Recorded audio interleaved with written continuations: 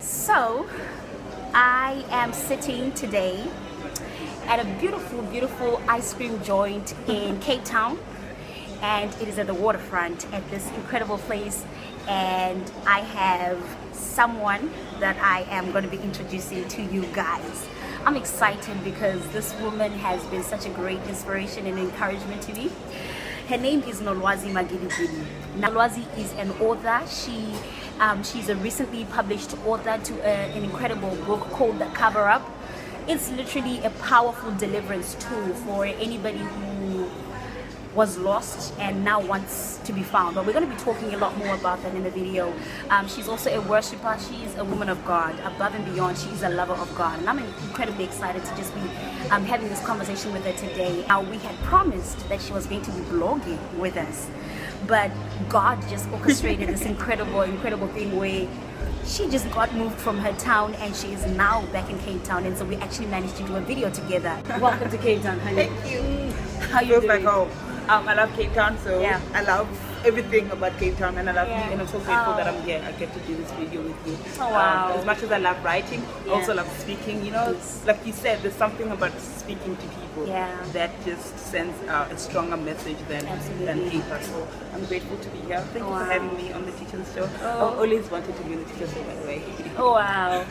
We've just been loving each other and talking for the longest time, but like, do you really remember how we met? I actually do remember how we met.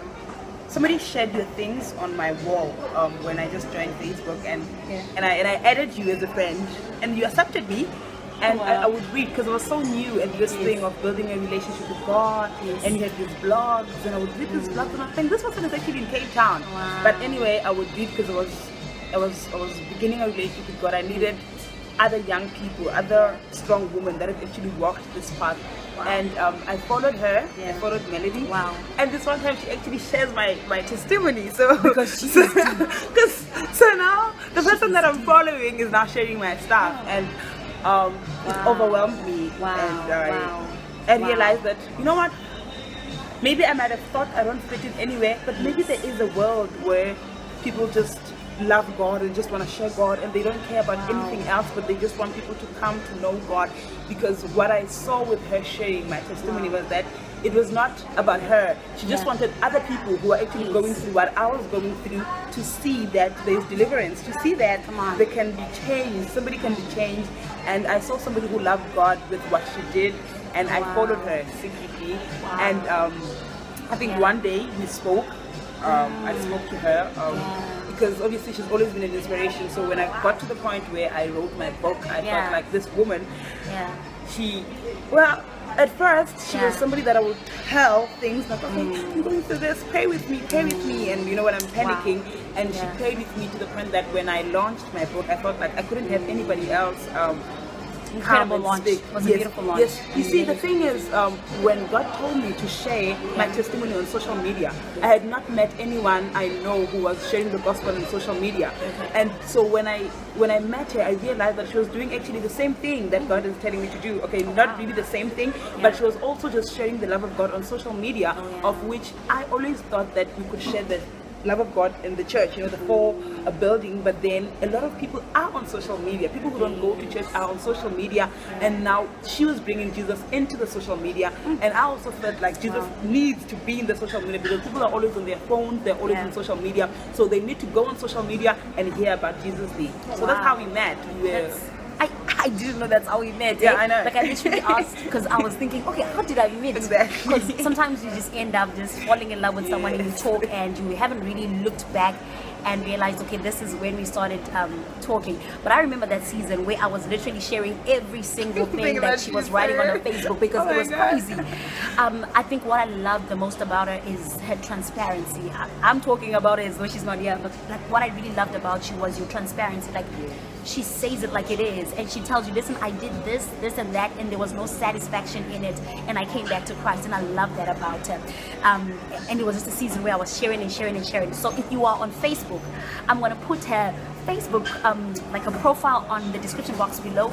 I encourage you to go and just follow her. She's filled with so much life, and I encourage you to just follow the girl. You'll thank me later. Okay. So we want to play a little game before we start this interview seriously, and I'm going to ask Nolwazi to choose between 1 and 3. So I've got 3 questions, right? So she's going to choose a question that she wants to answer. 1, 2, or 3? 1. 1. Okay, so question 1 actually reads, what one question do you not like to answer when asked, and why? Yeah, that's a good one. Oh, okay. I think that's a really good one. I don't know, but when someone asks me, when are you getting married? Okay? Because don't ask people that question, people. Don't ask me when am I getting married, because you know, God has not told me yet. Hello. I am single, so if you ask me when am I going to get married, it's as though I'm going to marry myself. So basically, I like that. I'm not going to marry myself, you know. The person is nowhere to be found, like nowhere, like still in hiding, basically. So when someone asks me when are you getting married, I look at them and think, but what am I supposed to say? How am I supposed to know? I don't know. God has not told me that. So because God has not told me that, I really have no idea when I'm getting married. Gosh. And it's really a frustrating question sometimes, because it makes you feel like, maybe is it because I should be married already? You know, pressure, guys. It puts on a lot of pressure. Absolutely. And sometimes I'm so grateful that I've passed that stage. Sometimes it may make you think as though you're not enough.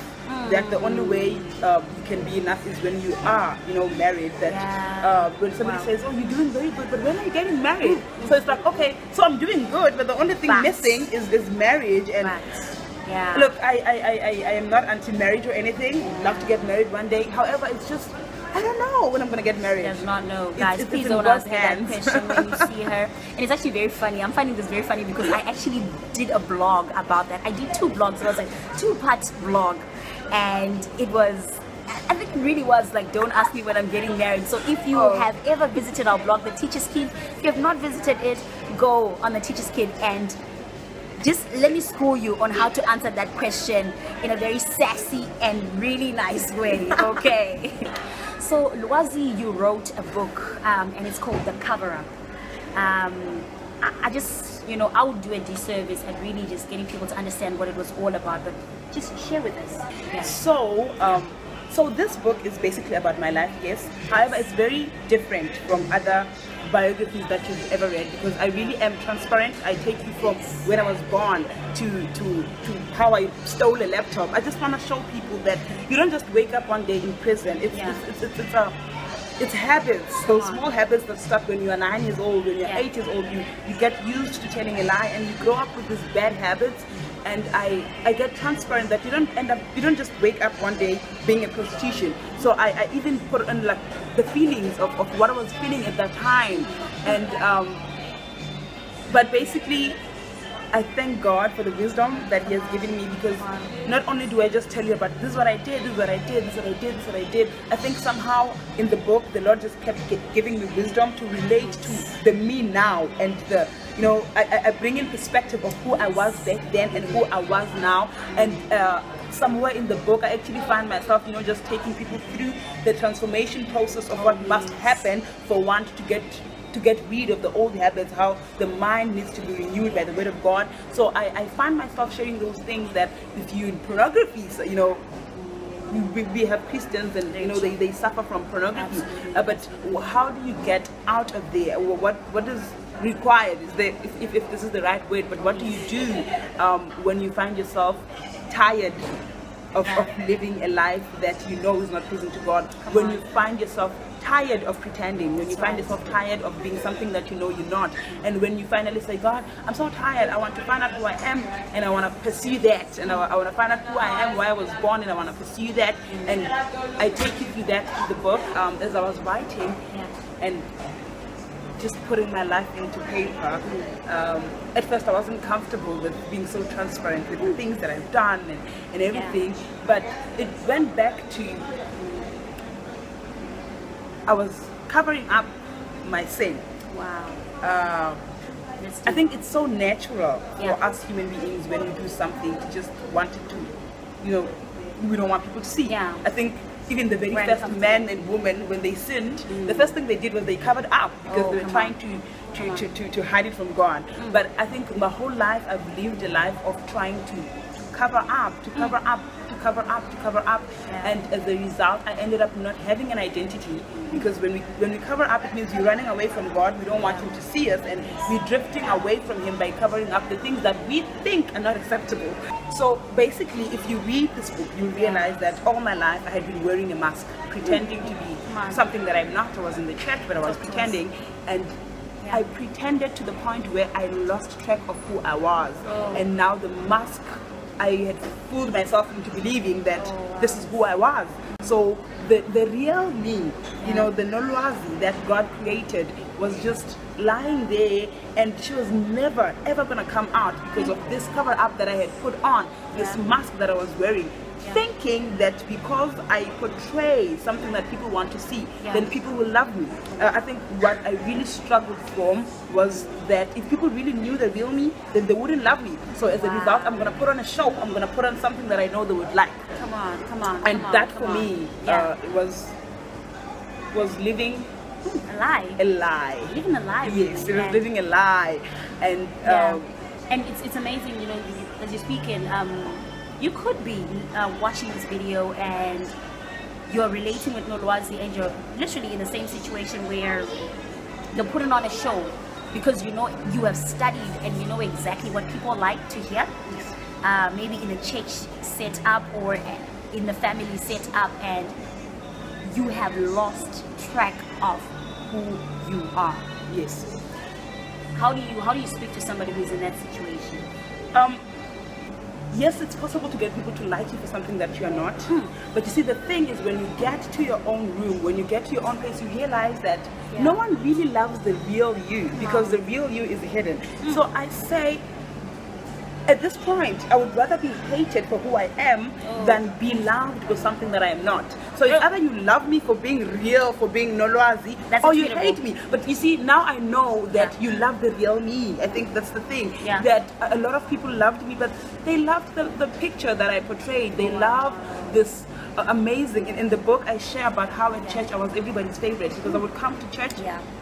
You know, I would come to church hangover because I was clubbing the previous night, but I would come in there and I would sing their favorite songs, and they would stand up on their feet and they would sing with me, and I would put up my hands and I would, you know, close my eyes, and everybody would be thinking, oh, this woman. They loved that, because I thought if they actually find out that I was at the club last night, they wouldn't love me. But it got to a point where I realized that, you know, I can't go on, because you also can't go on. Yes, it can go on for some time, but there's gonna come a point where you're just gonna crack. You're gonna crack because you cannot put on the act forever. And the sad thing is, when you continue on this path of not showing the real you, is that you miss out. You miss out on real friendships. You miss out on real friends. You miss out on being loved for real. You miss out on people that will actually love you with your weaknesses. People who will love you with your flaws, people who will love you for who you just really are. Actually, when I wrote this book, I had this thing that I hope that, because these chapters are very different. I talk about suicide, I talk about lying, I talk about playing church, I talk about a lot of other things. So relationships, yes, I talk about relationships, yes. And so when I wrote this book, I was saying, God, if a woman buys this book, even if they don't find themselves in all these chapters of the book, but can they find themselves in one chapter? And when they do find themselves, can they relate, and can they be transformed and be delivered and get closer to you? But mostly, this is the last thing that I'm going to say. I wrote this book to show someone that it doesn't matter how far you've gone. It doesn't matter how far you think you've lost the track. It doesn't matter how far you think you are into sin. There is grace. And grace goes and reaches to somebody who thinks that they will, you know, they don't amount to anything. It shows that there is no life that is beyond repairs in the eyes of God. And Rosie, as we're speaking, I'm just, you know, I'm thinking, what is your biggest regret? And why? Why? I think the first thing that came to mind when you said that question was going to prison, because if you ask me why, it's because of the criminal record and how that has messed up my life, you know. Do you want to just share with the audience how you got there, so that they can get a sneak peek into the book and get an understanding of What had happened? Okay, 2 minutes. So, Because she talks. She's a preacher, she does, guys. yes. Because she talks. So, one of the pastors did not marry me at church, and he used to talk to me, text me, and I thought maybe there was something there, but there wasn't anything from his side, basically. So when I found out he was marrying someone else, I was a bit jealous. Let me put it that way. I was jealous, and I thought, why would you marry her? I mean, look at me, I'm pretty. Hello.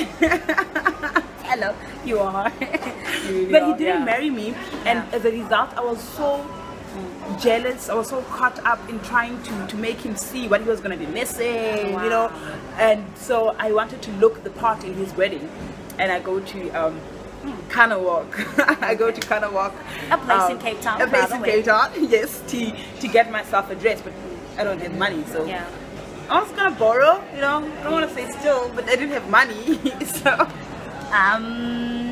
Okay. This is the old me we're talking about. I go into the shop. I actually got 2 very nice dresses, one for the traditional wedding and one for the white wedding. But what happened was, on my way, I think on the escalators as I was going up, I saw this other very nice dress. I already had the dress, but greed.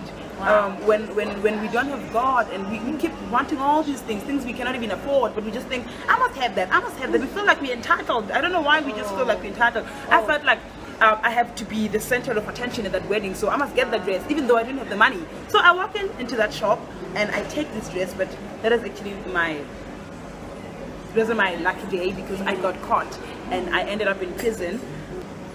The most regretful thing about that is obviously when you come out of prison, you come out with a criminal record.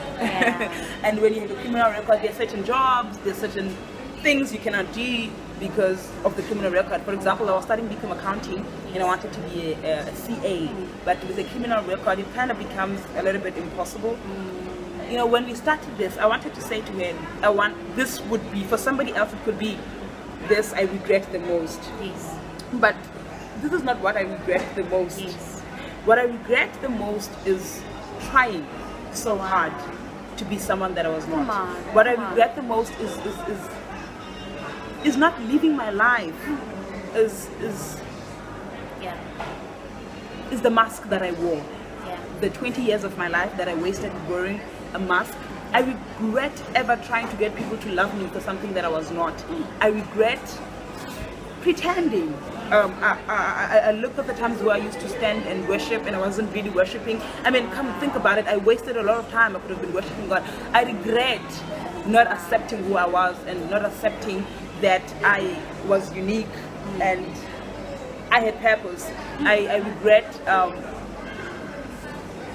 wanting to fit in so much that I would lose myself in the process. Because if there is one thing that I always look back and realize is the only reason I lost track of who I was, the only reason I lost track of my identity was because I wanted to fit in.